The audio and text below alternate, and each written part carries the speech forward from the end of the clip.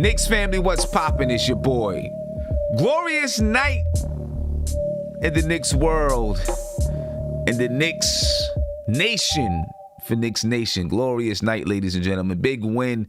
The New York Knicks beat up on the Sacramento Kings, and they win 140-121. And just to think, I was scared of this game, ladies and gentlemen, but we came out and we played well. The best offensive night of the season, ladies and gentlemen. Big win for the New York Knicks, and thank God we were able to get it. That pulls us within one game of 500. We got one more game to try to get over that hump. You know what I'm saying? One more game to get over that hump. We play Indiana in a couple of days. We'll see if we can get over that hump. The New York Knicks took out the Sacramento Kings on a great game, ladies and gentlemen. The Sacramento Kings were led by none other than De'Aaron Fox. He had 19 points and 11 assists, 4 rebounds on the night. Harrison Barnes, he had 22 points, 7 rebounds, 5 assists. Tyrese Halliburton, the rook, he had 17 points, 4 assists, 4 steals, 4 rebounds. And it was a blazing first half, ladies and gentlemen. The Knicks led 77-62 in the first half. They gave up 62 points in the first half and still led by 15. That's crazy. The first half was marred by the Knicks shooting 65% from the field and over 50% from the three-point line. You don't see this from the Knicks often. And I know there's going to be a lot of chatter about, well, it happened because Derrick Rose was in the starting lineup. You already know that's coming. It could be, could not be. We don't know. We will see when the Knicks play a tougher defense. But I don't care. I don't care about none of that right now. The only thing I care about is what happened tonight, because the Knicks played great basketball tonight, ladies and gentlemen. Although the defense was a little, I'll take it to get a win like this. The Knicks were led by Emmanuel Quickley. Emmanuel Quickley was 5 for 10 from the field. He was 3 for 6 from the three-point line, 12 for 12 from the free throw line. He had 3 assists and 25 points. Next in line was Alec Burks. He had a crazy fourth quarter. Alec Burks did. He was 5 for 8 from the three-point line tonight, with 62.5%. He was 8 for 12 from the field. He had 24 points, 4 rebounds, 2 assists. Then Julius Randle, he did his all-star thing. 21 points, 14 rebounds, 4 assists. I won't even mention the 5 turnovers. Just forget about it. It don't matter. He had 21 points and 14 rebounds and 4 assists. And he had 1 steal. 9 for 18 from the field. 2 for 4 from the three-point line. Reggie Bullock had 10 points. He was 2 for 6 from the three-point line. And guess who? Kev. My man Cornerstone Kev is in the building. Guess who got the call tonight? I thought it was going to be Kev Knox. It was Frank Ntilikina that played 23 minutes and 25 seconds for the New York Knicks. He played some really good defense. He had 7 points, 3 steals. Frank Ntilikina came in ready, came prepared. And maybe Frank said, hey, I deserve to be in the lineup too. So this year, instead of saying, Coach, I'm a dog too, he said, Coach, I deserve to play too. That's what I'm talking about, man. Great game from the New York Knicks, man. Big win. We needed it. I'm glad we got it. I was nervous about this game. The next step is to get to 500, but let's talk about this one right here. Get everybody's reactions, because I know people feel good. This is a really just a feel-good game for the New York Knicks, man. A feel-good game. And Kev, I'm going to start with you. Because I know, look, this man is cheesing. Look at it. He can't stop smiling. You know, you would think that Kev just won $1 million because he bet on Frank Ntilikina. Talk to me, Kev. Hey, talk to me, Kev. All I need right now is a cigar. A cigar. Just to smoke in his honor. That's all I need right now. I am feeling so good. So good. It's not so much the 7 points that he scored, but the 3 steals. and he was active. His steals led to points, man. Come on, y'all got. Hey, I told y'all. Hey, he played good ball tonight. He played good ball tonight. And Big up to Frank Ntilikina for staying ready, staying prepared, and then when he got his chance, taking advantage of it. Absolutely. I think Tibbs saw something. He said, "You know what? I might could work with this for a little bit. All right, let's see what, you know." I just want Elfrid Payton's hamstring to just, you know, last for about maybe 3 more weeks or so and see what happens. I mean, we're gonna get into it later. We'll get into it later, but it always seems to be a gratuitous injury for these New York Knicks to allow somebody else to get some playing time. It always seems to happen that way for this team. Absolutely. I'm going to keep my conspiracy theory going that this is part of what the Knicks do. Okay, yeah.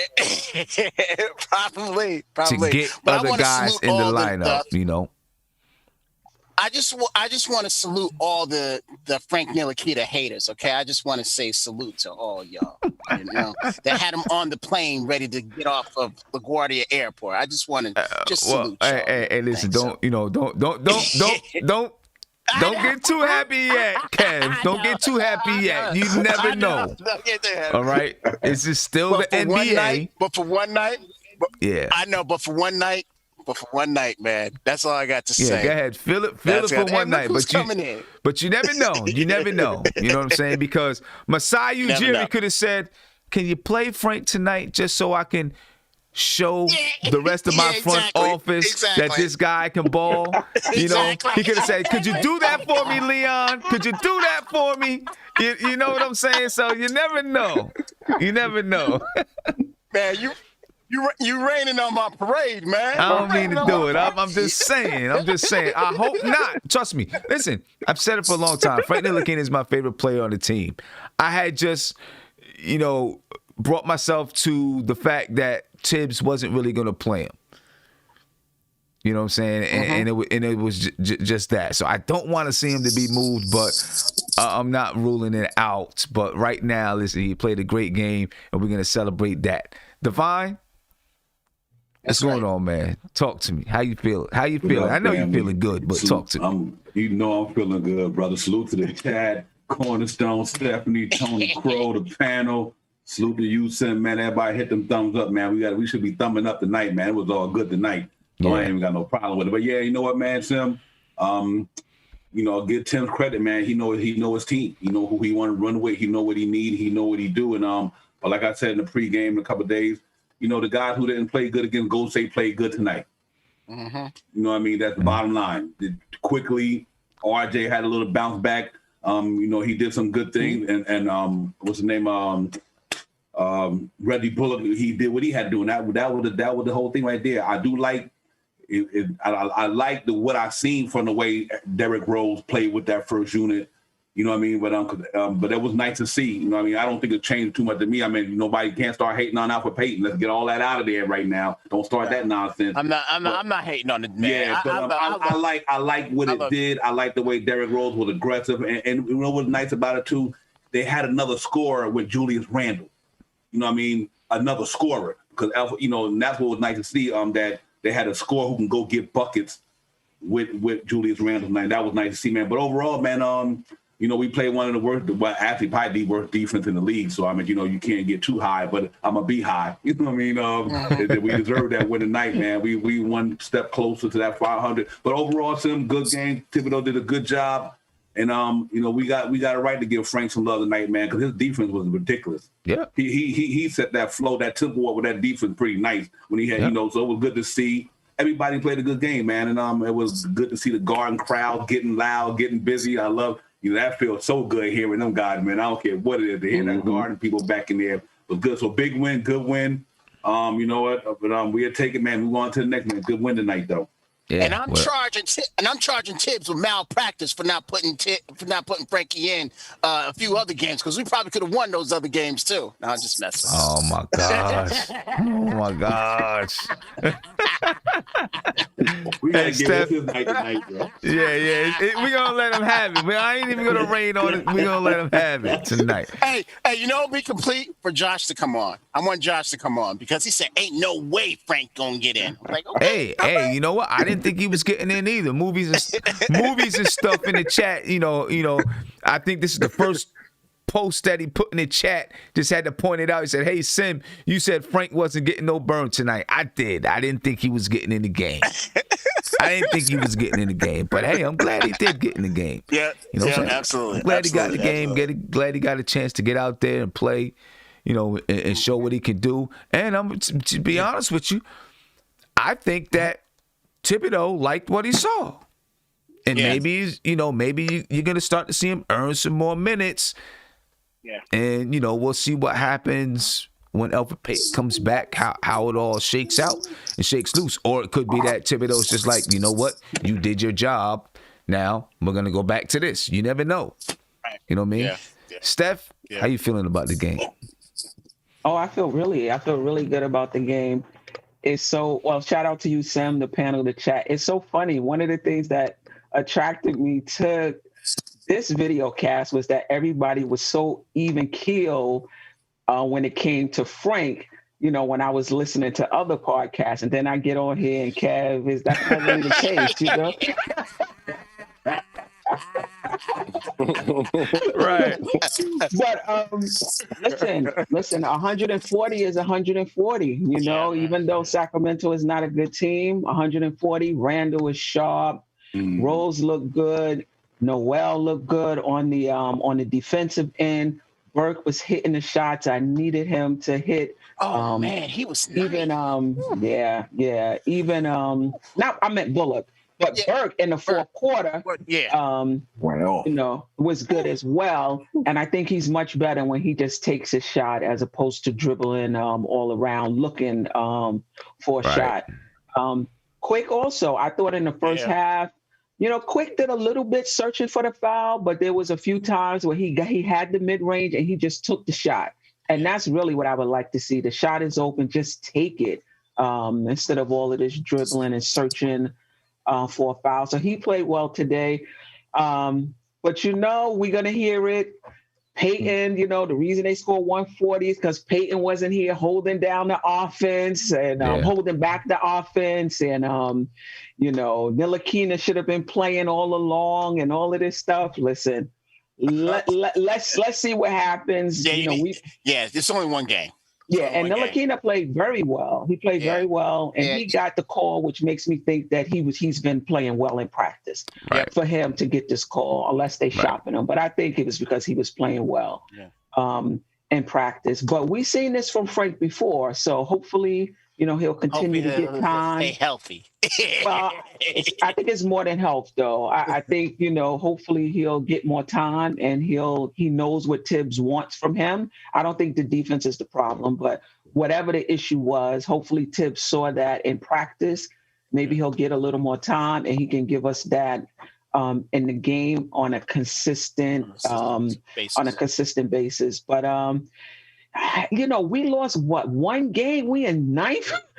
We in ninth place. That's how tight. That's how tight the East. Yeah. So we really have to finish strong. And I didn't do the pregame. I believe y'all talked about the schedule. Now with that tough schedule we had, I really thought the second half that it would be an easier schedule, and it's just not the case. So the Knicks are gonna have to scrap for the entire year to make the playoffs. Quite frankly, Right. Tony, let's address the elephant in the room. We might as well go ahead and knock down the walls. Address the elephant in the room. Derrick Rose got the starting spot. Came out. Seemed like he was like, you know what? I'm gonna show you that I proved to be I need to be the starter. Started off 7 for 7 from the field, knocking down shots. I don't expect that from him every night. He's not going to come out and start off 7 for 7 every night. But it looked good. right? It looked like he was able to find Julius Randle in open space to help Julius Randle get some easier shots. That's one thing that I noticed with Derrick Rose in that starting lineup, or playing more minutes with Julius Randle. He really did find him in open space. I think he does a better job kicking out the ball than Elfrid Payton. I think he just has better court vision overall, right, than Elfrid Payton. Do you think? And I don't think you can base it on tonight because we played a very, very bad defense, right? A defense that's given up 120 points per game. But do you think Elfrid Payton's starting position is threatened? 100%. I do. I mean, it's obvious and it's inevitable. I mean, Rose is a better point guard. He knows the position better. He's played it at all types of levels, MVP level, role player, and still star, whatever the case. He's been there. So, I think it's not even a question. Once he's in there, you see how the rotation is. Once you get a spot, whatever that spot is, you're pretty much there for a while until you lose it. Right. So that's the way I'm looking at it. Right. You're pretty much there. As far as rotation. Right. I don't think he's out of the rotation though. He would have to come back and not play well.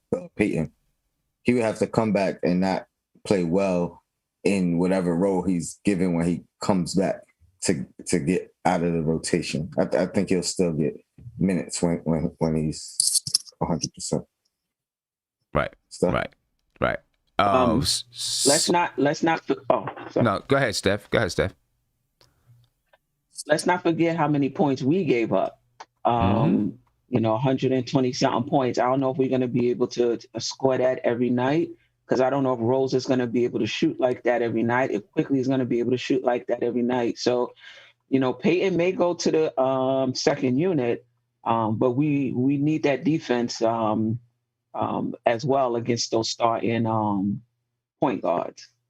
Yeah. Right. Yeah, I agree with that. And we need that aggressiveness, in my opinion, out there. Right, he brings a certain toughness and aggressiveness to the game that I don't think anybody can deny. We will see how Tom Thibodeau works the lineups. It's my guess that Tom Thibodeau is going to stick with who he thinks is his best 10-man rotation. Right, and even though we'll see what he thinks about that, or maybe there's some kind of move. Who knows? But even if there's a move, then that means you're bringing in another guy into that 10-man rotation. You still got a conundrum. I guess the question is going to be what happens with Frank Ntilikina, right? That's going to be the biggest question. Yep. I think that we still got to see more, because we did play a very bad defense. We've got to see what they do against Indiana, right? Because Indiana is a team that has a good defense. Step up. Right? Yeah, that's different. Yeah, that's a step up. This is the perfect opportunity for Frank, regardless of what the outcome is, whether he's on the block or not, or whether he's getting his shot. But for him to have this opportunity against Sacramento and then perform well and get his feet wet at the same time, that's great. Because normally, first game back, if normally it takes Frank a couple games back from time off to get it clicking. So the fact that he got it clicking day one, I think this is a prime opportunity for him. Yes, I hope he takes advantage of it. I do as well. Yep. 23 Blade, thank you for the super chat. You said, to be honest, I don't recall EP getting injured. Neither do I. But I'm happy for Frank. I like this play today, especially defensively. Also, he didn't hesitate. Correct. He didn't hesitate. When the ball came to him, he was open. He just let it go. And it looked smooth.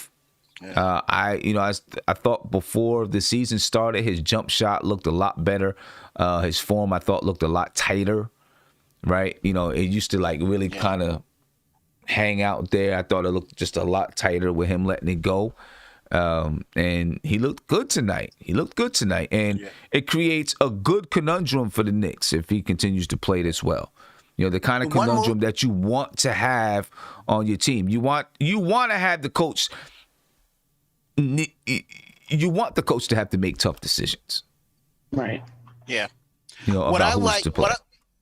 his one move that I like his when he's dribbling into the paint and he's pulling up from the foul line. That's a nice shot that he's trying to mid-range, mid-range. Yeah. Yeah, I really like that. Yeah. Looking at. Oh, go ahead, Tony. I just wanted to tell Steph, if we play like this by committee, it could work. Okay. You know what I mean?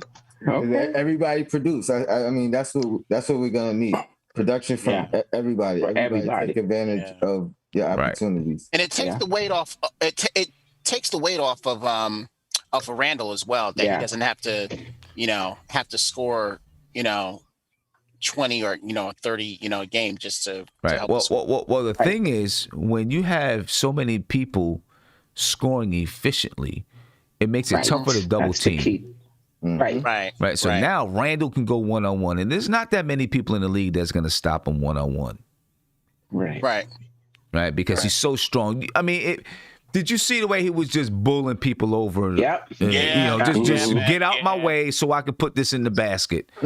Right? There's not a lot of people. There's some people that can defend him. Not saying that, but there's not a lot of people that's going to stop him one-on-one because he's so big and so strong. The way that they got to stop him is by double teaming him. And when people aren't hitting shots, it's impossible to stop him. I mean, when you look at the Knicks today, first position. Yeah, when you look at the Knicks today, of course, this is definitely a one-off game, right? Because one player shot below 50% for the Knicks. Obi Toppin went 1 for 3 from the field. Everybody else shot 50% or above. Reggie Bullock, 50%. Julius Randle, 50%. Nerlens Noel, 80%. Yeah. Barrett, 62.5%. Derrick Rose, 63.6%. Alec Burks, 66.7%. Taj Gibson, 80%. Quickly, 50%. Ntilikina, 50%. Obi Toppin shot 33%. And Kevin Knox, he was 1 for 1 from the field. 100%. And you only had 2 people shoot under 50% from the 3-point line. Yeah. Reggie Bullock was 33%. Julius Randle, 50%. R.J. Barrett, 66.7%. Derrick Rose, 100%. Alec Burks, 62.5%. Taj Gibson was 50%. Quickly was 50%. And then Frank Ntilikina was 33%. Oh, okay. Let me add Obi Toppin in there because he went 0 for 1, so he was 0%. Then you had Kevin Knox was 100%. Now we shot a total of 52.8% from the 3-point line tonight. I mean, just magnificent numbers from the Knicks. And when you look at it in comparison to the Sacramento Kings, I mean, the Knicks, we out-rebounded them 47-42. That was about on par. We actually got more assists tonight. We had 24 assists. They had 25 assists. It was, they beat us in steals. They got more steals, 12-8. We only had 2 blocks tonight. Both teams had 16 turnovers. The Knicks shot 58.6% from the field. The Knicks shot 52.8% from the 3-point line. They shot 90% from the free throw line. I mean, these are amazing scoring numbers. Sacramento actually beat us in the paint 52-40. Yeah, it doesn't seem like it. Yeah. It really doesn't seem like it. I saw that stat. Yeah. And maybe it's because we were, hitting so many 3-point baskets today. You know what I mean? So we didn't score as much in the paint. But part of it though, and what it's easy to gloss over because we played so well offensively, and Steph alluded to it just shortly ago, is that our defense wasn't great. They had a lot of dunks at the basket. You know what I'm saying? They had a lot of times when people, cut down the lane or hit screen and rolls and they scored at the basket.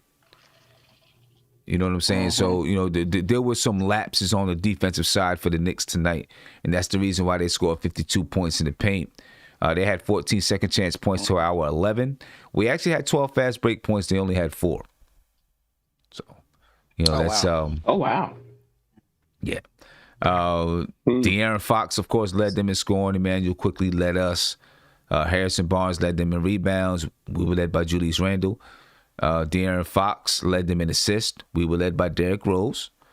And then Nerlens Noel, he had 2 blocks. The Kings had no blocks today.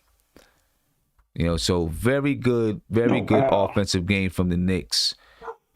We took 36 3-point shots today. We normally take 26. We took 36 today. We made 19 of them. Right? Well above our average of 35, 36%. Well above our average. We still only took 21 free throws. Right? We were 19 for 21 from the free throw line. But overall, really good game from the Knicks. And my question is, obviously we're not going to shoot this well from the field in every game, right? We're not going to shoot this well from the field. Now, could it happen over a couple of games? It could. I'm not saying it can't. It could definitely happen over a couple of games. But do you think this is the start of the offense beginning to pick up a little bit more? Right? Because we need it to. We need guys like Alec Burks is a guy that we were hoping was going to come in and be a third guy, right? Now we're just hoping to get a second consistent guy. I still don't know if any of these guys are going to be a second consistent guy, right? Because we've seen them all. Everyone except for Julius Randle, we've seen them go up and down, up and down, up and down. But do you think for any of these guys, especially Alec Burks, I'm going to say, do you think maybe this is a turning point for Burks? Because we will need what he did tonight off the bench. He's not going to be as efficient as he was, but we need that off the bench, right? I think let me get to City for real. City for real. Do you think it's a turning point for any of these guys, or just the Knicks offense as a whole? Is this a turning point game for us? Well, our offense can start to play up to the speed of our defense, because our defense has been way ahead of our offense. Is this the point where our offense can start to catch up to the defense? What do you think? It's, you know what? It's hard to say, because at the end of the day, we know we can produce these games. Like, you know what I'm saying? And like with this team, it's one of those things where you never know what you're gonna get. Like, you know what I'm saying? Are we gonna get the prolific New York Knicks, or are we gonna get the halfway New York Knicks? This has been going on all season long. Like, you know what I'm saying? So I can't even call it. Like, you know what I'm saying? Because at the end of the day, look at what we saw today. We saw a vintage D Rose. We saw Taj calling in from long distance. I mean, like, you know what I'm saying? Like, Quickly was doing the floater dope. He was on his game. We had the Frank Hive buzzing. The Burke Hive was buzzing. Yeah. I mean, listen, man, like even Toppin, he was playing good defense. Like, you know what I'm saying? Yeah. But these are the things that we see in and out. Like, you know what I'm saying? We see glimpses and flashes. Like, you know what I mean? Or whatever. So at the same time, with that being said, I can't even call it. It looked like we had a clone of Theo Pinson on the bench, because everybody was like, you know what I mean?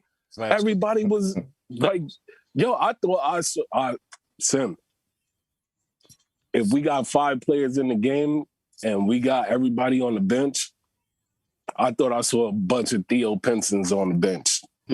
Because anything anybody did, everybody was standing up. Everybody was doing their thing. I mean, we had a little bit of fans in the building.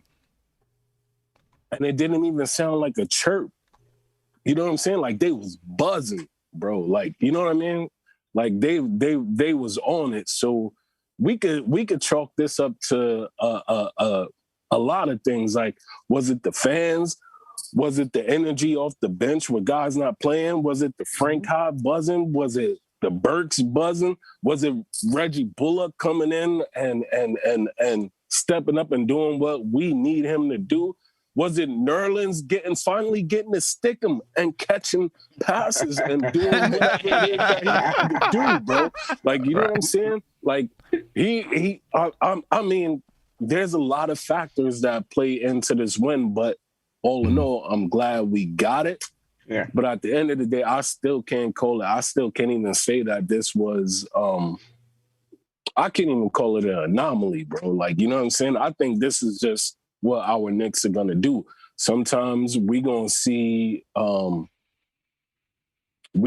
everybody step up, and sometimes we not. Like, you know what I mean? That's just the team that you're probably we are. Right. Yeah, you're probably right there. You know, and we still seeing some areas where the Knicks have been struggling. Right. Mm-hmm. You know, of course we gave up 100 and we gave up 100 and what we gave 121 points. Okay. The third quarter we had an 18-point lead. For us though?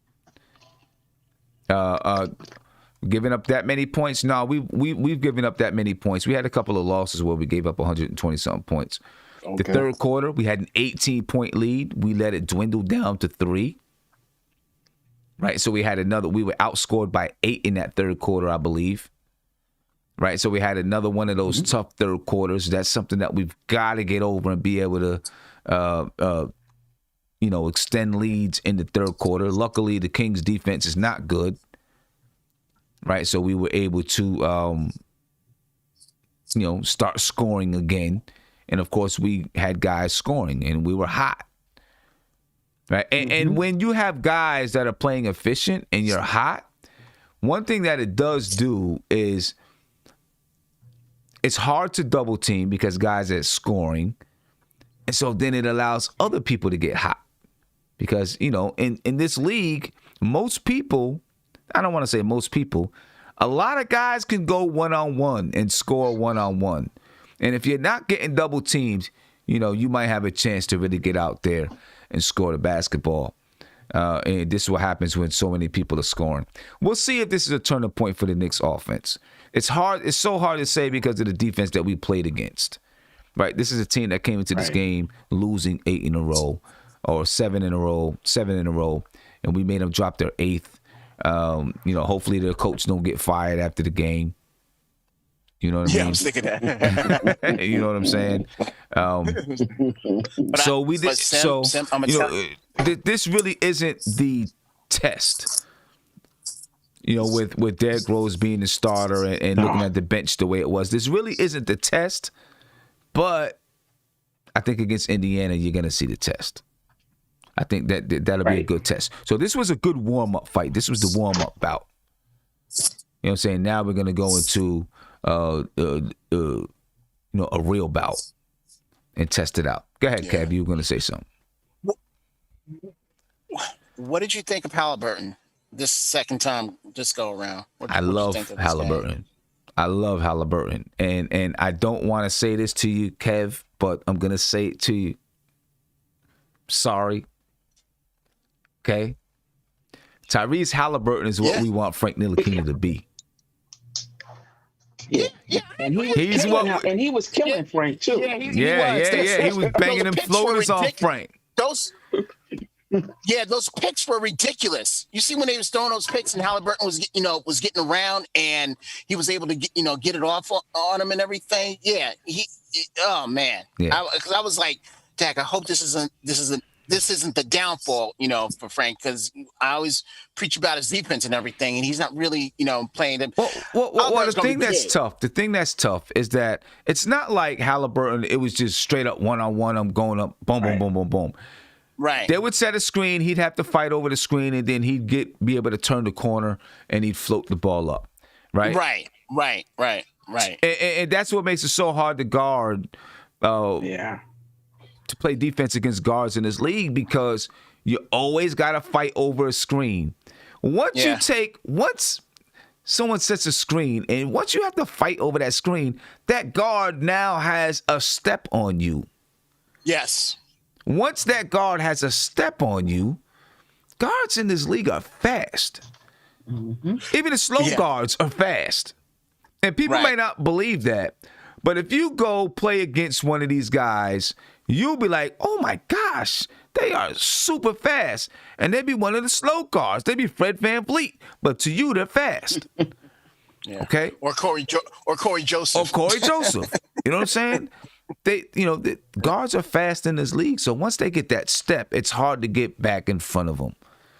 And Tyrese Halliburton is crafty. Float it up, knock it in. But I really like Tyrese Halliburton. I was on his bandwagon all throughout. While we were talking about who to draft, I was on his bandwagon, man. I think he's crafty. I mean, you seen the play where he threw it off the backboard, right? He was stuck. Yeah. Threw it off the backboard so he can go get it. Created a foul. He's a good high IQ basketball player, and he's what we want Frank Ntilikina to be. Yeah, he really is. He's a real playmaker. He's a real playmaker, man. He is. That dude's a playmaker, and he's good on D too.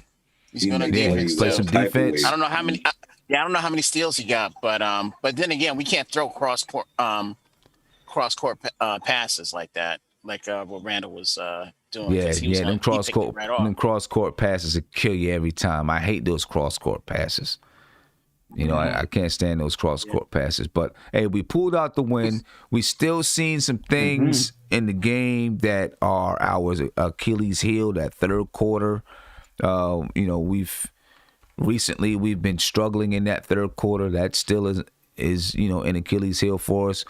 We allowed Sacramento to get some easy looks at the basket, in my opinion. That's why we lost the points in the paint by 12. I think that's something that we still have to clean up, because we're getting ready to play a team that's going to be strong in the paint, right? We're going to play a team that's going to be better defensively, has a stronger mentality, and they will capitalize on a third quarter run if we give it to them. McConnell. There's some things in there. It's one of those games that looks really, really great because of the win. But I think, there's some things that we got to clean up if we want to get this win against Indiana. And as soon as I have the video here with Tom Thibodeau, we'll go ahead and we'll play the video or listen to Tom Thibodeau talk about the game.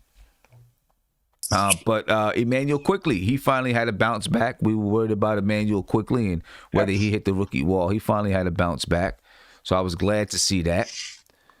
Because we need, we're always going to need Emmanuel Quickley to play well, right? And do you think his bounce back, Prince, I'm going to come to you since you just got here, man. Big shout out to you. Thank you for joining us.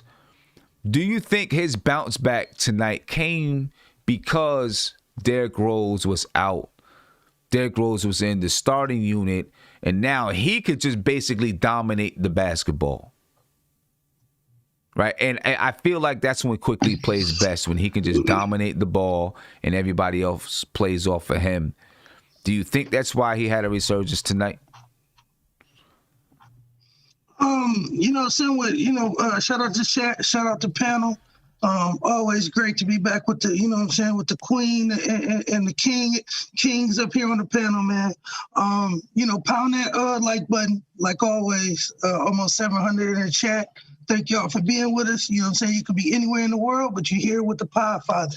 So, Sim, I think, honestly, I believe, yes, I think it is some of what attributed to him and Derrick Rose being split up. But I don't think Derrick Rose takes the ball out of his hand as much as people may think. I think, especially during the time that Derrick Rose been playing with quickly. They've really needed Derrick Rose in that lineup and his production. So again, I don't think he took much away from quickly. The thing that I think I'm attributed to, I think is rest. I think being home, the second game in the Garden with fans, I think the first game, maybe he might have been pressing. So again, I think this second game, he was able to, kind of settle in a little bit more, and then, yes, Derrick wasn't out there, so it was his show. But I'm just not just all attributed to Derrick not being in the lineup, and then everybody's going to say, go crazy. But, Derrick, just bigger than anything, you can attribute it to D Rose playing so good with that first unit. You know what I'm saying? So, again, regardless, I definitely believe, I think the little bit of rest quickly got, and I think also Derrick, him being able to do his thing with that second unit by himself. Yeah, and the reason why I bring it up, it's not a knock on Derrick Rose and him taking the ball away. It's just, you have three guys that need the ball in their hand to be effective. Thanks. Right? Quickly, Rose, and Burks. And with Rose out of that second unit and into the starting lineup, there was only two guys that needed to have the ball in their hand to be effective. That was Quickly and that was Burks. Right? So you can kind of let Quickly run it, and then when it was time, let Burks do his thing. Right? Because Burks can be a spot-up shooter as well. I think that played a part into it. With Quickly playing a little bit better, and also, and we know, listen, Rose has been trying to instill in him, say, hey, you do your thing when you have the ball. But I also think part of it is still, I don't care who you are, if you're a young guy and you got Derrick Rose, looking at you from across the court, you're gonna lean on that crutch a little bit. You know what I'm saying? You're going to lean on that. Without Derrick Rose out there, you don't have him to lean on. You just got to find a way to get it done. You know what I'm saying? And I think that does make a difference. Not that Derrick Rose was doing anything wrong, but, that's just kind of the natural order of things. That's how things, kind of happen. And it's going to be interesting to see when Elfrid Payton does come back, how it all works out with Elfrid Payton, Emmanuel Quickly, Derrick Rose, Alec Burks, Frank Ntilikina. You know what I'm saying? Because if Frank continues to play well, then Tibbs may say to Leon, hey, put that trade on hold. I want to see a little bit more of this guy. I want to see what's going on. You know what I'm saying? I want to see what's happening here. And then as for Austin Rivers, I see Chuck Moss just said, I feel bad for Rivers. He can't be this bad. I don't know if he's that bad, but he doesn't fit here, and I think he's going to be traded or waived. If the Knicks can't find a second-round pick for him someplace, I think he's going to get waived so that he can go to a team, maybe a playoff team, and produce and have a role on a playoff team. Listen, Tom Thibodeau and Doc Rivers are friends. I'm sure Doc Rivers knows Leon Rose and all of those guys, and I don't think they'd do that to his son. Just have him sitting on the end of the bench for the remainder of the season. I'm looking forward to seeing him either traded or bought out by the end of the season. What do you think we could get for Rivers as we speak right now? If it's just straight up, maybe a second round pick that you can maybe flip for something else in another trade, or part of a bigger trade. You know what I mean? Part of a bigger trade, but I don't think he's gonna stay. I mean, why? Unless you're gonna, especially if they keep Frank, and even if Frank doesn't play, if they have him as that guy that can come off the bench in the event that Rose or Elfrid Payton is hurt. And I think it is important that you keep You got to keep either Frank or Austin Rivers, to be honest with you. You have to. Why? Because Derrick Rose. So which one would you choose? Well, Derrick Rose is going to eventually he's going to need to sit out. Obviously, Elfrid Payton had a hamstring pull or sore hamstring, whatever it was. Right? So I think you are going to need one of those two guys to be on your team. Right? So I guess you gotta. If it was me, I'd probably move Austin Rivers and keep Frank Ntilikina on the team. Just because he's younger. Austin Rivers might have more of a market in a, for contenders looking to boost their bench or something like that.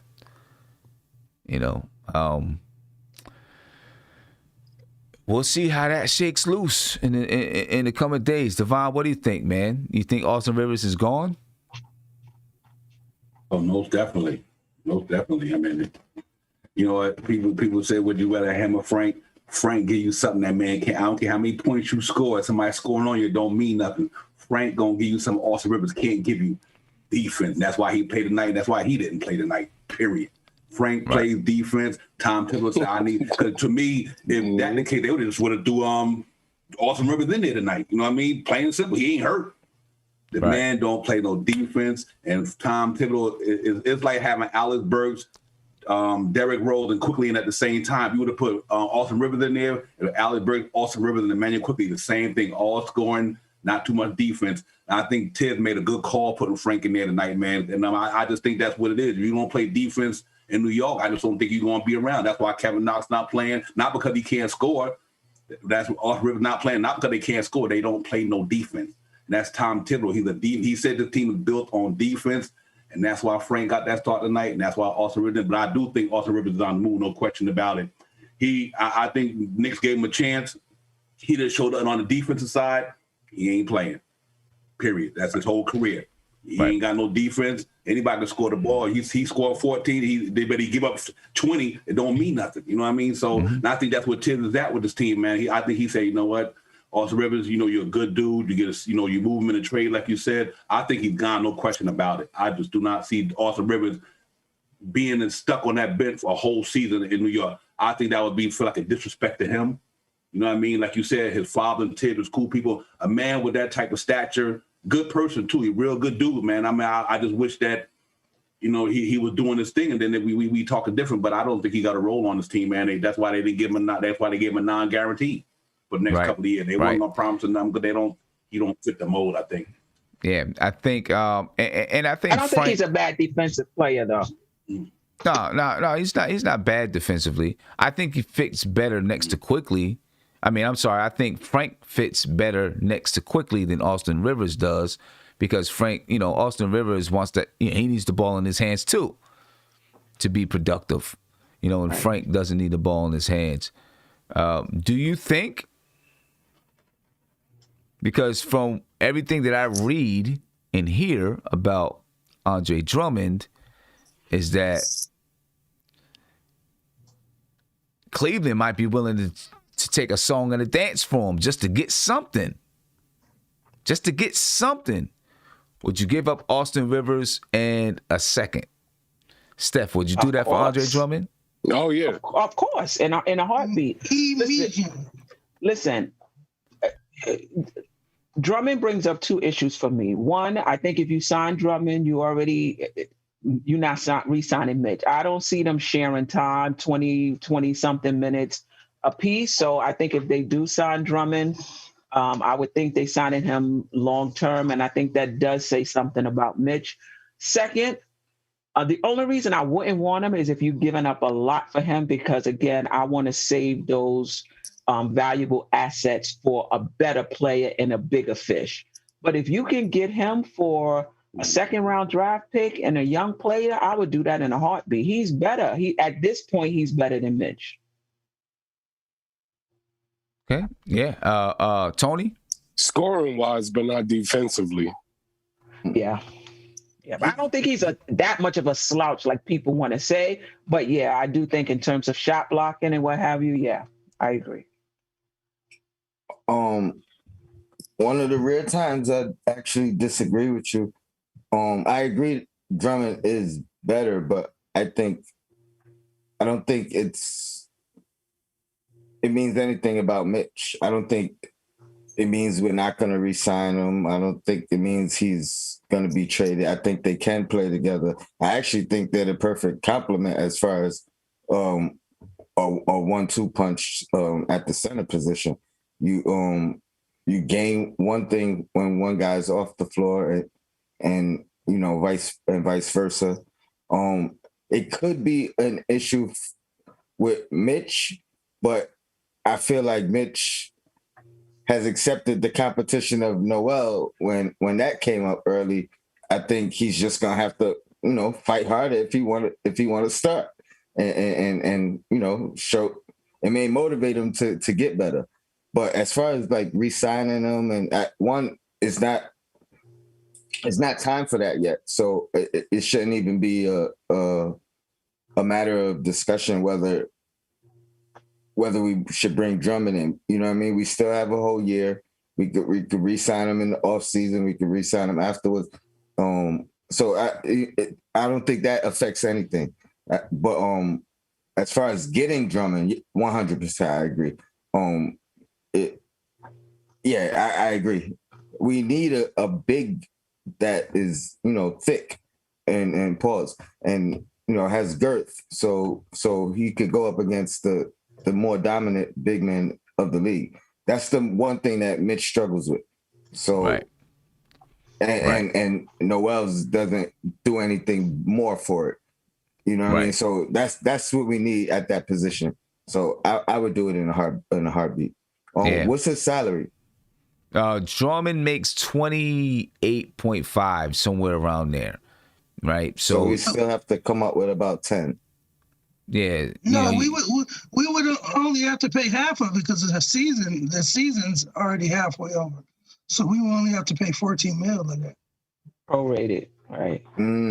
Right. I don't know exactly how that works with it being prorated or whatever. That's a good point though. I'm not exactly sure how that works. Our money doesn't change. Yeah, our money doesn't change. Our money stays the same. Yeah, so, our money stays the same. So. Yeah, I do it in a heartbeat.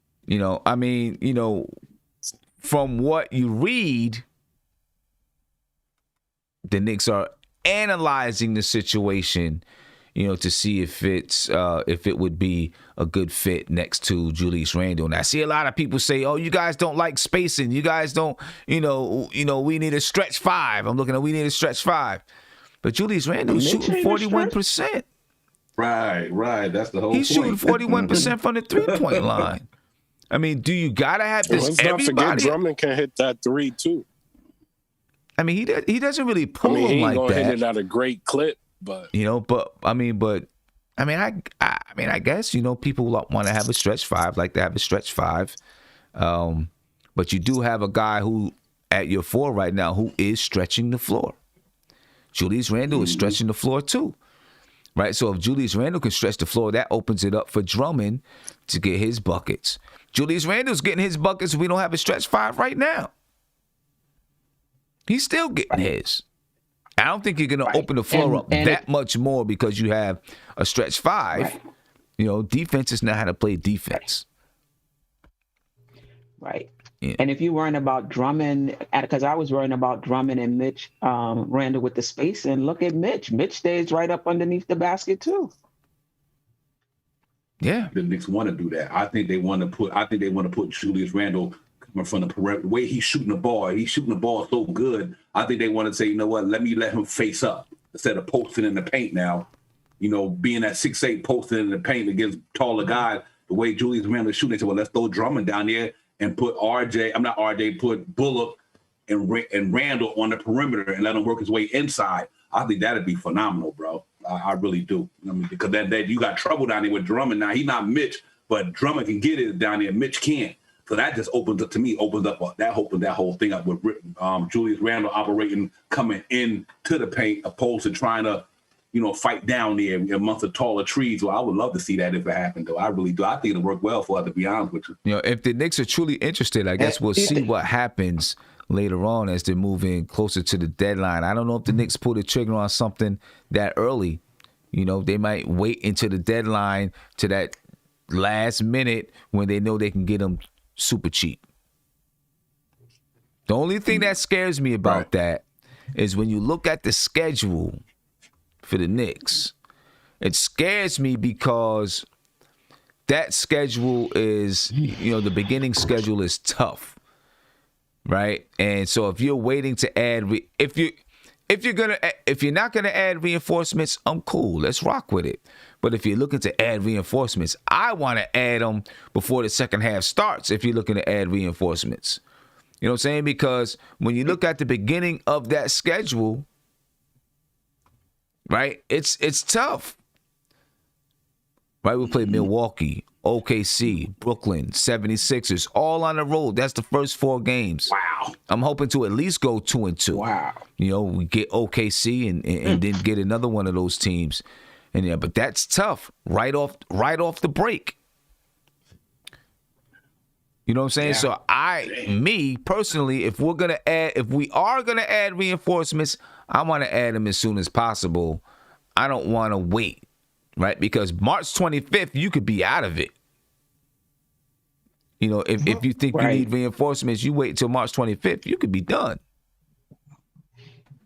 You know what I mean? I'd like to add reinforcements as soon as possible. Over that All-Star break, to me, is the perfect time to add any kind of reinforcements that you plan on having. You get them during the All-Star break, and then now you got your team that you're rocking with to the end of the season. And they get a chance to practice. They get a chance to practice, get it together, and then go rock with it to the end of the season. So if you're gonna make any kind of move, to me, in my opinion, to bring in reinforcements, I think that's the time to do it. Tone? Another thing, I got 2 points to make. One, if we get Drummond, he could potentially come off the bench. Just because of the fact that he's not playing at all right now. Mm-hmm. So that'll give him his time to get acclimated. So it may not even be a immediate issue. You know what I mean? Especially because I could see, it'd be a problem if he just comes in and starts, especially if Mitch is back and healthy, and you know what I mean. But yeah, him not playing. He may have to just come off the bench and work his way in. Mm-hmm. So that could work. My question is, if we did get him for the cheap, right? Mm-hmm. Let's say we don't even got to give up a player. Let's say it's like 2 future seconds, whenever, somewhere down the line. Would you go ahead and try to make a similar move for Oladipo? Would you still have the ability to? I mean, you would, at that point you would have to probably match up some type of salary. Right. But yeah. Because I think with Drummond you're gonna have to move some players. If they decided to do that. Just because of his contract, Sim. Right? You would have to move some players to make, because, you got 15 that you can use, so there's 13.5 left that you've got to match. You give up Rivers. I don't know. I'm not exactly sure how exactly it would work out. I guess we'll see what the Knicks decide to do in the near future. I'm hoping if they're going to do anything, they're going to do it before we hit that All-Star break. Let's talk about this Pacers game, because here we go again. The Knicks have had 2 chances to climb to 500. Right? And I hope this shows the resiliency of this team. They keep getting there, they knock back down. They keep getting in, they knock back down. And now maybe this is the chance that they can get over the hump. Right? With winning tonight, the Knicks move back up to 6th place. They're 16-17. Listen, the Indiana Pacers, they're 15-15. They're in 4th place. If the Knicks beat the Indiana Pacers, and I don't know who the Raptors play, but the Knicks could easily move into 4th place. The Raptors play Houston tomorrow. That's probably going to be a win by the Raptors, I'm thinking. Right, it's probably going to be a win. So, they can move to be 17-17. If we beat the Pacers, we can be 17-17. They'll be 15-16. We move up to that fifth seed right there. And then now, that 5th seed, if that were to end, it would be the Knicks versus the Raptors. Right? Obviously, there's going to be a lot of movement between now and the end of the season. So this is an important game. We beat the Raptors once and we lost to the Raptors once so far, right? An important game when it comes to tiebreakers and all that kind of stuff.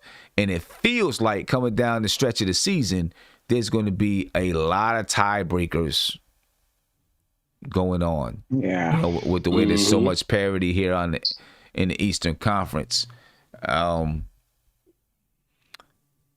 gonna start with you, City. How do you feel about this game versus the Pacers coming up?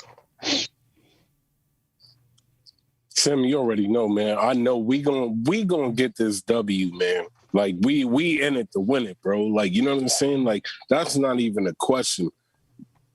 The question is, this whole season, right? When you look at all of the teams in general, the teams that you don't expect to beat somebody. Like, you know what I mean? The teams that you don't expect to win. Like, you know what I'm saying? And that's just a given. That's what's been going on all season long. But do I think we can beat the Pacers? Yes, because come on. Like, you know what I'm saying? Come on. If we show up like we showed up tonight, we good to go, bro. Like, you know what I'm saying? We already proven we can hang with anybody.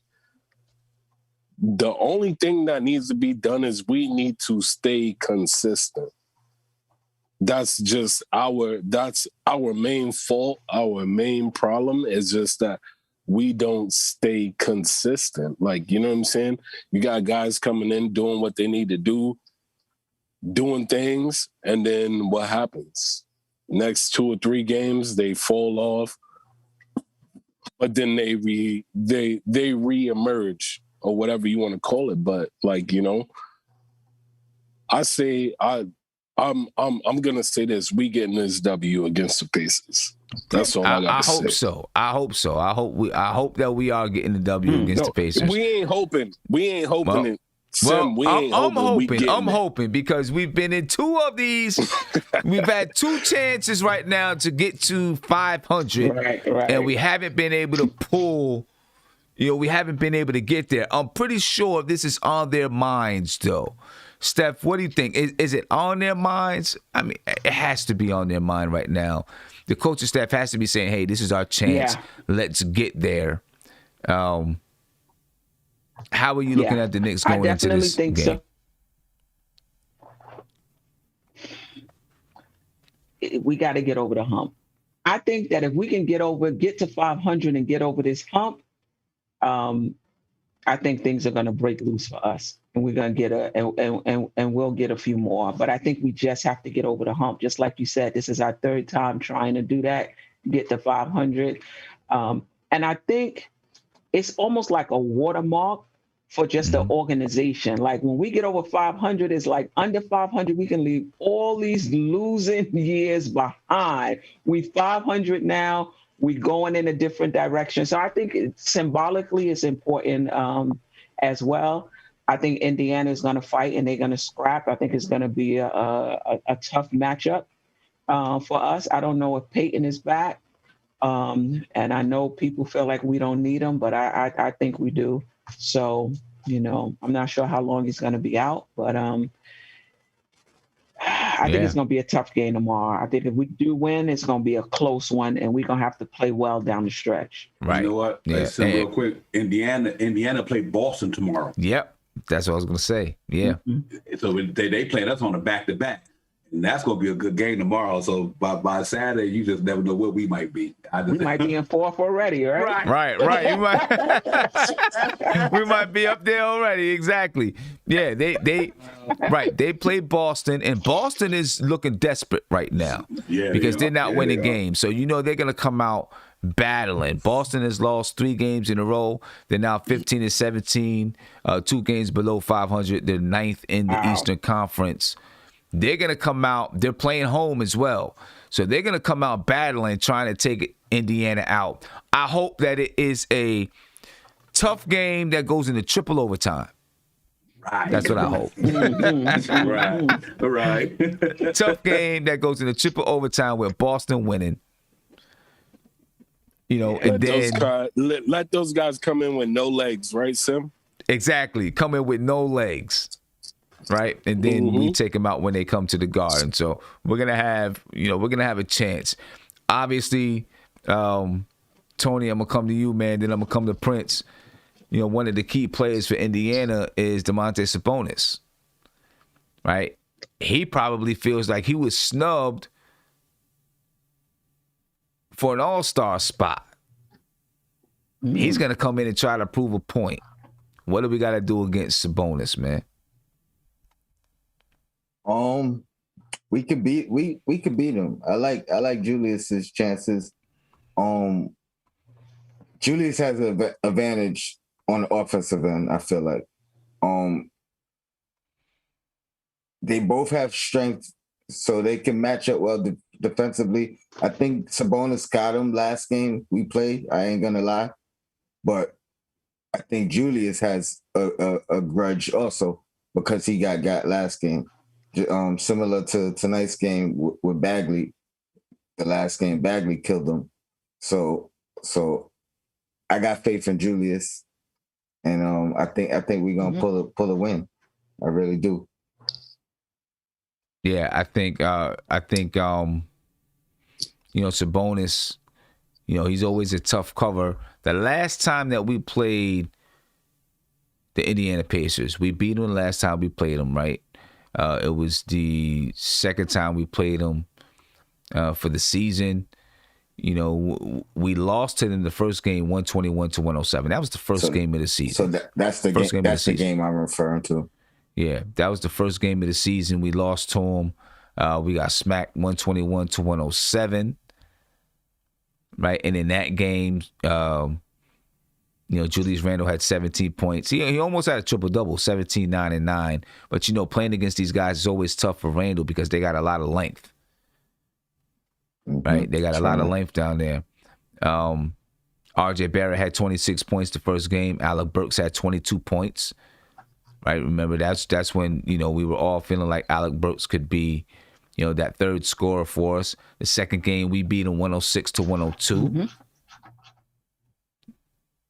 Okay, and in that game, Julius Randle he had 12 points, 11 rebounds, and 8 assists, almost a triple-double, but he didn't shoot well from the field at all, 31%. Mitchell Robinson played well. He had 16 points and 9 rebounds. RJ Barrett had 25 points and 5 rebounds. Elfrid Payton had 19 points, 5 assists, and 8 rebounds. Austin Rivers played that game. He had 15 points. Right, Manuel quickly had 9. Nerlens Noel had 4. We are a completely different team from the first and second time that we played them. Let me see. For them, Malcolm Brogdon, we can't forget about that guy. He had 33 points and 7 assists. Now he's going to be facing up against Derrick Rose. Maybe it's a little bit different, maybe, right?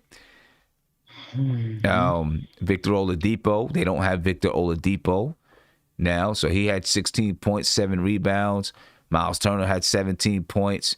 Domantas Sabonis, he had 13 points and 13 rebounds that game. We kind of, kept him in check a little bit. So this is going to be a very different game because there's just different players, different characters now. In the first game we played, that's when Domantas Sabonis really went off, Tony. He had 32 points, 13 rebounds, and 5 assists.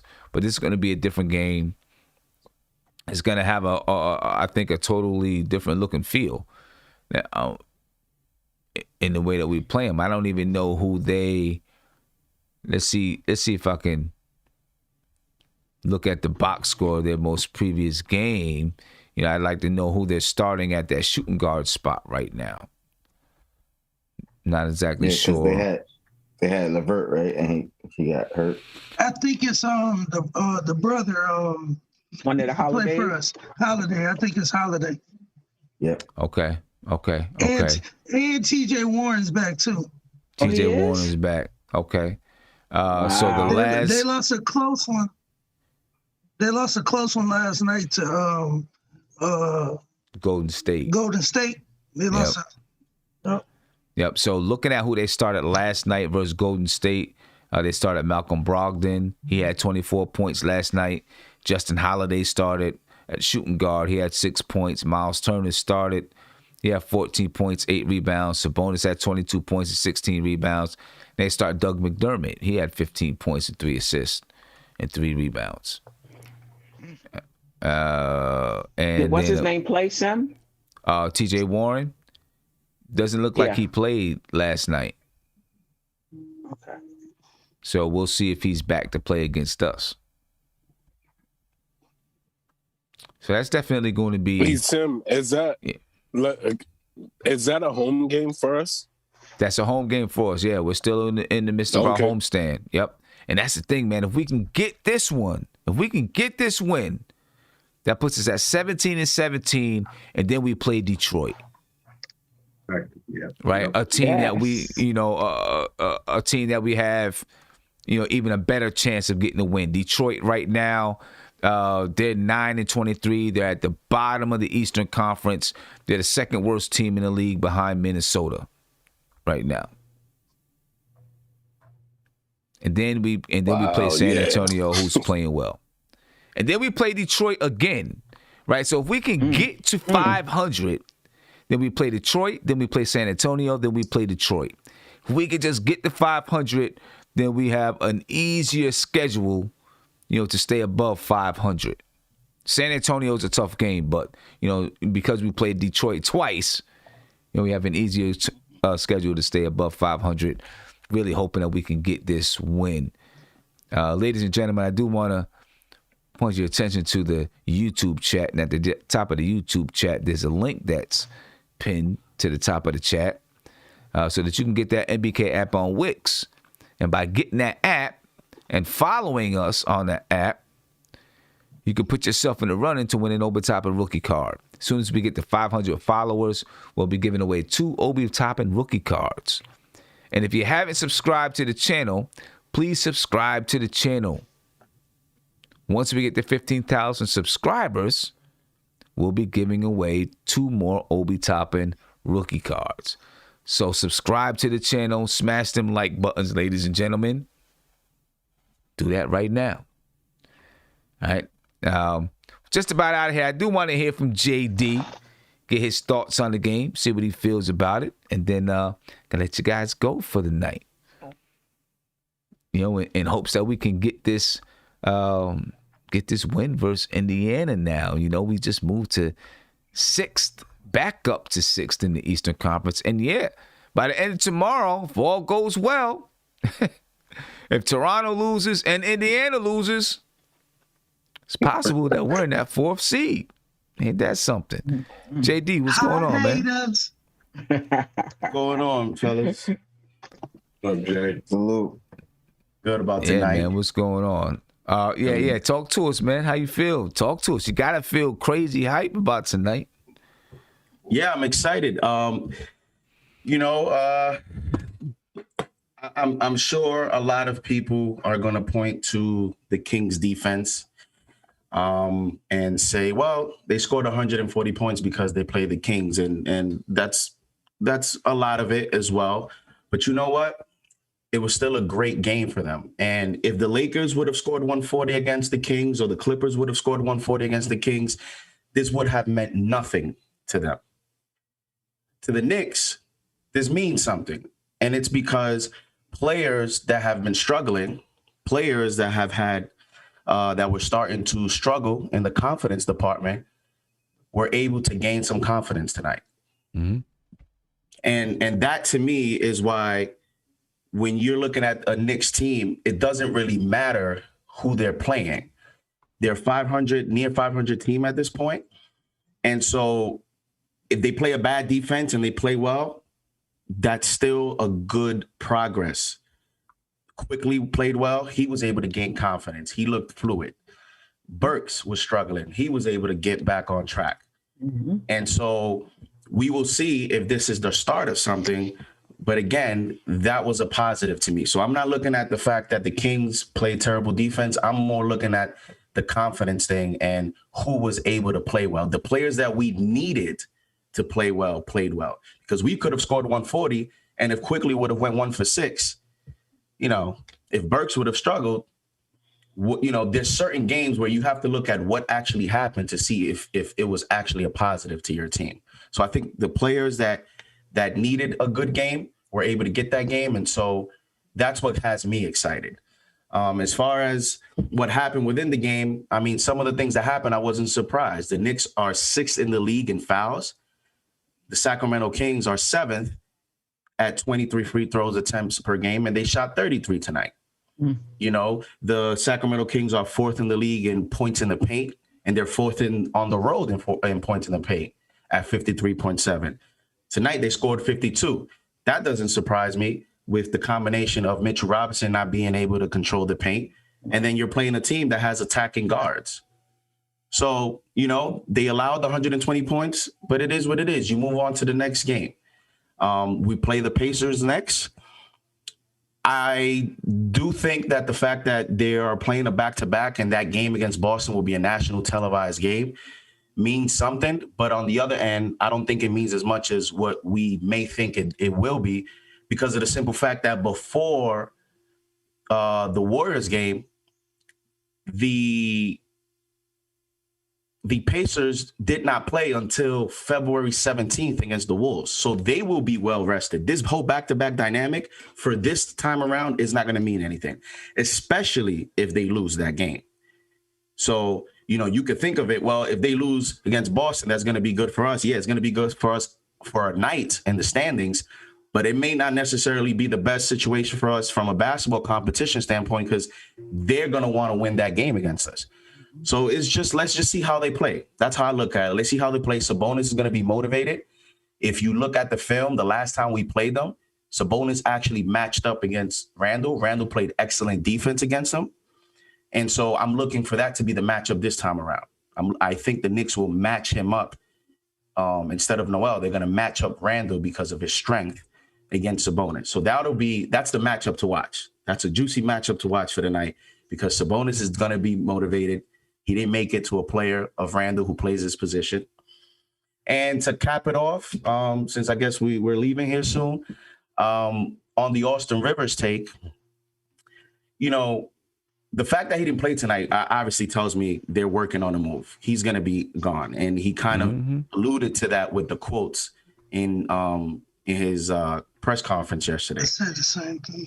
Now, yeah, because I was looking for that tonight. I was saying when Elfrid Payton was announced doubtful, I said, this is going to let me know. This is going to be an indicator to what's really going on with Austin Rivers. If he plays, maybe this was just a rotational decision. If he doesn't play, they have communicated to him that they're going to look for a trade for him. And so he didn't play. So I think that's what's going on. Now, I think that that was an organizational decision, because we're invested in Quickly. I know there's this idea that we don't invest, that Tibbs, because he doesn't play Quickly enough minutes, that, maybe we don't invest in him. We're not investing in our rookies. But if you look at the decision to take Rivers out of the rotation, to me, that's actually a decision, because you want to invest in Quickly, because they weren't a mix on the court. They weren't playing well together. When Rivers started playing, he was able to get away with it because he started hot. But once that went down, you started to see the actual flaws of having Quickly and Rivers on the court, because Rivers, actually, the ball sticks. And even if you see Quickly bounce back tonight, maybe he bounced back because he had the ball more. So I know that we want him to play off ball, but we'll see. We don't know. We're still evaluating this rookie. he was able to get the ball tonight and he was able to create. Maybe this is his role. I don't know. But I think the Rivers decision had a lot to do with the fact that the organization wants to put Quickly in the position to succeed. It's just that we want him to play 30 minutes a night, and Thibodeau is not there yet. Right. And lastly, and the last point I'm going to make about Sim, about your point with the trade, because I was watching, I wasn't able to get in because I was dealing with my son and my kids. But I think the Knicks should wait to the absolute last minute to make a trade. And I think they will if they're thinking about trading one of this year's draft picks, because you want to see where that pick is at in a week or two. So I think we have 12 games left until the trade deadline. We're basically a 500 team. We can make a move now if it doesn't involve this year's picks. I think if they're thinking about trading this year's pick, just wait. We have 12 games left, and we play the Pistons twice. We play Washington twice at home. We play Orlando. So we have winnable games. We just need to start, we just need to win those games and see what happens. Yeah. And see, I don't think that they'll be looking to move. The only way that I think they're looking to move their first round pick is if they're getting, like a super impactful player. Right. You know what I'm saying? That's the only way I think they move a first round pick. Other than that, I think anything else is going to be a second round pick that they move, to make a play. And if it were to be, I don't know if they're going to do Andre Drummond, but if it were to be, I think that they can get Andre Drummond for just a second round pick and maybe a player or something like that. So they wouldn't even be a first round pick. Let's hear Tom Thibodeau before we get out of here on the post game, and then we'll go ahead and wrap this thing up. This is Tom Thibodeau. Hi, everyone. We have Coach here. If you have a question, raise your hand, and I'll bring you into the room. First question, Rebecca Harlow. Coach, 24 assists on 51 makes. I know that's a stat that you would take often here, but when you have a night like this where you go out, score 140 points, as this team is learning and growing, how do you use this as a teaching game? Well, I thought we did a lot of good things offensively. And so when we share the ball like that and make plays and recognize what's going on in the game, I think we can take a lot from the game. And you can win the game a lot of different ways. The most important thing is to win. And the rebounding I thought was strong, but we also gave up 120. So that gives us some things we can take a look at and work on tomorrow. Mark Berman, New York Post. Hey, Tom, we were talking yesterday about Emmanuel, and maybe he was hesitant or whatever, and he was in a slump. What did you see out there tonight, and how key is his being able to draw fouls and get to the free throw line? Well, I think you guys are seeing it. We see it all the time. We see it in practice. It's a long season, and no player plays or shoots well in all 82 games. There's ups and downs, and he's managed that extremely well. This guy's a great shooter. He has the ability to draw fouls. Everyone has a ton of confidence in him. We know that he's got a lot of confidence in himself. I think it comes from his preparation. The guy's a gym rat. He's a student of the game. So we're very pleased with him, and also very pleased with Obi. We've got two rookies that work incredibly hard each and every day. Back NBC. Tom, you shot 5 for 22 in Sacramento from 3. Tonight you shot 19 for 36. How much better offensively can this team get? And was this a little peak of what they could become offensively? Well, again, you want to concentrate on your improvement. I think we're getting there. I think if we had gotten more stops, we probably could have scored even more. But offensively, when we share the ball and we make the right plays, I'm very confident in our shooting ability. And obviously, I prefer the 19 made threes. Ian Bagley, SNY. Yeah, Tom, going into the game, once you knew you didn't have Alfred, did you plan to play Frank when you did, or was that more situational when you brought him in? Yeah, no, it's, and again, you can't play everyone, so we have a 10-man rotation. And I see the work that everyone's putting in, so I'm confident in everybody on this roster. So when one guy goes out, the next man step up, get in there, get the job done. And Frank was terrific. For a guy who had not played a lot, he was ready. Thought his defense was fantastic. Made a lot of good plays for us. And as I said many times, we need everyone. And if you're not in the rotation, you help us any way you can by being mentally into the game, saying the right things to your teammates, practicing the right way each and every day. That's how we improve.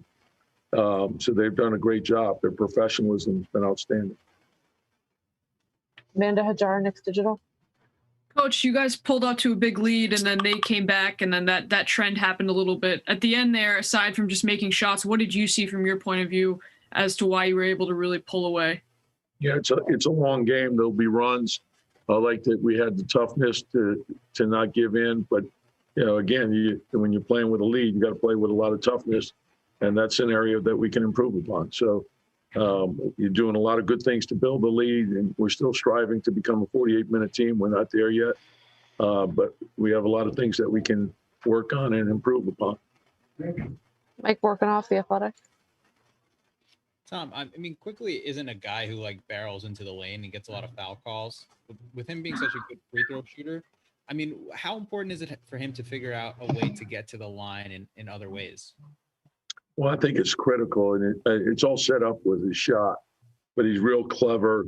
He studies how he's being guarded, and we take advantage of that. And I think the added benefit to that is also getting to the bonus early. And so if you can do that, you're putting points on the board. And, we understand the value of a free throw. And obviously, he's such a great free throw shooter. We want as many as we can get. Last question, Mark Berman. Yeah, Tom, again, with Frank, what went into the decision that you were going to put Frank back in and not play Austin tonight? Yeah, just, matchups. I wanted to get a look at Frank. As I said, we have a lot of confidence in everyone on the roster. It was Frank's opportunity. He went in and took advantage of it and played well. And the most important thing is helping the team win. And that's what we're looking for. Yep. There you go. Helping the team win. Frank Ntilikina, he did that tonight, ladies and gentlemen. The Knicks pull off a nice win versus the Sacramento Kings. And Divine, we're going to head up out of here, man. But any last words for tonight? And then, of course, we're going to do shoot around tomorrow. So, yeah, man. Real quick, tomorrow night, if Sim, you're going to do shoot around, guys, I'll open up a link tomorrow night. If anybody want to come on the panel and get on and we just talk Knicks tomorrow night, might do that'd be dope because I'm trying to find a way to get to 500. Maybe we need some more energy at the shoot around tomorrow night. So I'm gonna throw a link in the chat tomorrow to shoot around. Let's get it. And then later on, maybe like 7:30, 8 o'clock at night. The NBA gonna be buzzing tomorrow, man. I mean, there's some good games in there. It's gonna be crazy. A lot of teams that we fighting against, they playing tomorrow night. And they on the other side of the fence. Maybe Golden State playing Charlotte and Golden State. I mean, it's a lot of games going on tomorrow that affect with our standards. So maybe tomorrow night we all can get on, man, and cut it up. I'll make a couple of topics, nothing major, but then we can just freestyle it after that and just have some fun, man, and try to, get this game for Saturday going, man. So I'll do that tomorrow on the shoot around, drop a link in there. And if y'all want to come on, man, the panel, we go on there. And I'll drop it in the StreamYard stream. Y'all just come on, man. I'll open up the panel with everybody. But for tonight, man, good win, man. I like what I seen out there, man. I really do. I just think, the Knicks wanted it tonight. They really wanted it. They came out. So to me, what showed me no matter what lineup he puts out there, they just play as a team. You know what I mean? And they compete, they battle, and I really liked that tonight, man. And hopefully this is something to get to start us going forward. You know what I mean? We really looking at a good chance, like you said, Sam, to get the 500 or over it. So for tonight, man, good play. All the guys who had bad games against the Golden State, they bounce back. You know what I mean? They bounce back. The ones I predicted bounce back, they bounce back. So that's good. And, our defense was there, not the best, but for a little while in the first half, they tried to play some good defense. I just think in the second half was a different story. Everybody was running the gun and shooting threes back and forth. It was like a wide open game then. So because defense, 140, 120, but we won. We won, and I'll take that. Good to see Frank in there, man. That was nice to see, man. I'm a Frank guy, man, and I'm glad to see Tiz still believe in the man. He played some major minutes tonight, man. On the defense, then his confidence was the same as even before he went out with the injury. So it's good to see, man. So big win by the Knicks, man. We ready for Saturday, man. Let's get it. Yeah, no doubt. Steph? Yeah, I'm gonna shout out to you, Sam, the panel, the chat. I'm looking forward to the Indiana game. Looking forward to finally get into to 500. And if we play our cards right, if we play well, by the time we get to that break, we should be 19 and 18. Yeah, somewhere around there. Yeah, we're gonna need that little cushion because after the break is gonna be on and popping with the schedule that we have. So exactly. Yeah. So No looking doubt. forward to talking some Knicks tomorrow as well. Hopefully I can make the shoot around and Divine show. All right. Prince? Man, hit that collection plate on your way out the door, man. Pay the respects to the Podfather, pound them likes. Definitely look forward to pulling out this win. It's gonna be a tough one. But again, like you said, Sam, it's the test that I think we need. And then those two cushion games, I hate to call them cushion games against the Pistons. But again, if we keep playing like we playing, sharing the ball, playing great defense, it should be a cushion game and a game that we can just really use as a scrimmage going into this little bit of break. I know Tom Thibodeau gonna work their butts off. You know what I'm saying? Outside of that, hopefully I can see y'all at the shoot around tomorrow, Sim. But you know what I'm saying? Always a pleasure and a great show, brother. Appreciate you. Tone? Yes. Yeah, as always, man, shout out to the chat, shout out to the panel. Your Black is time. Sim, keep doing your thing. I'm trying to I got Legion and Knicks scheduled for tomorrow morning, Knicks and Bruises. So you guys check that out. Mm-hmm. And, no doubt. Definitely. Yeah. Definitely. Peace, man. No doubt. City. Yo, I'm with it. Let's get this W, man. We gonna take out the paces.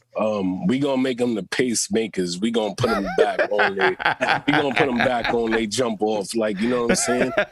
With that being said, let's get this next W. Let's go. Let's get this back. Let's get this win. Appreciate you. And shout out to Die Hard Knicks podcast, NBK fam right there. You said the Knicks are getting to 500. The Knicks getting to 500 is like the Hulk snapping. It's like the Hulk snap in Endgame. Real ones get that reference. And then big shout out to Adam Gatson. He said, "Wow." Talking to you, JD.